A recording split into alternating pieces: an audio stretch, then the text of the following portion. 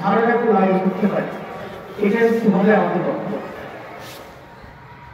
হুজুর বর্ণনা করেছেন অনেক বিষয় যেটা ছোটবেলা থেকে আমরা আসলে শুনে আসছি, মেয়েরাজের অনেক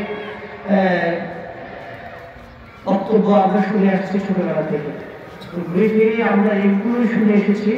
এবং একটা জিনিস স্পষ্ট যে এখানে প্রত্যেকটা জিনিসের কর্মফল আছে। আমরা যদি ভালো কাজ করি, ভালো কাজের একটা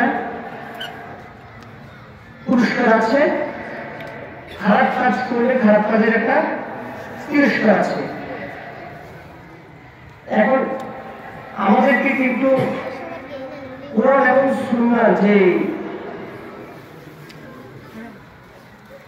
বিষয়গুলো আলোচনা করা হয়েছে বা আমরা জেনেছি, আমাদেরকে এগুলো কোনটা করলে ভালো হবে, কোনটা করলে খারাপ হবে, এটা আমাদের ইসলামিক স্কলাররা কিন্তু বিভিন্ন সময় বিভিন্ন মাহফিল আয়োজনের মাধ্যমে আমাদেরকে কিন্তু ধারণা দিয়ে আসছেন। আমরা বলতে পারবো না যে আমরা এই বিষয়ে অবগত ছিলাম না বা আমাদেরকে জানানো হয়নি। আমরা সেই ছোটবেলা থেকে কিন্তু জেনে আসতেছি, বেহেশতের সম্পর্কে জানছি, দোজখ সম্পর্কে জানছি, দোজখের শাস্তি সম্পর্কে জানছি, আর বেহেশতের আমাদের কি আমরা পুরস্কার পাবো সেগুলো সম্পর্কে আমরা জানছি। এত জানার পরে কিন্তু আমরা সমাজে আমি থেকে শুরু করে আমরা সবাই কিন্তু ছোটখাটো বড় সব ধরনের অপরাধ করে বেড়াচ্ছি। আমরা এই যে আজকের যে আলোচনা, এই আলোচনায় অনেক আমাদের যে ভয়াবহ আযাবের কথা চলে এসেছে। আমরা যদি আমাদের প্রত্যেক জীবনে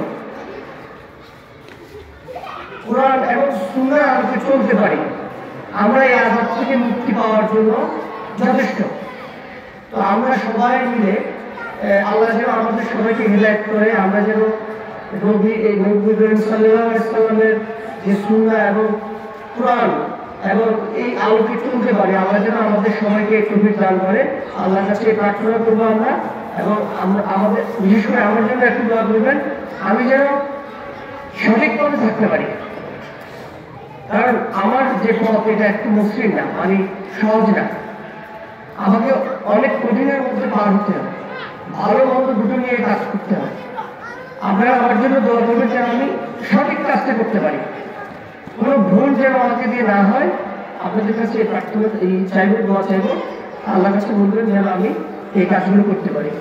আর আমাকে এখানে আমন্ত্রিত করেছি, এই জন্য আমি কর্তৃপক্ষকে ধন্যবাদ জানাই এবং আপনাদেরকে শুভেচ্ছা জানাচ্ছি।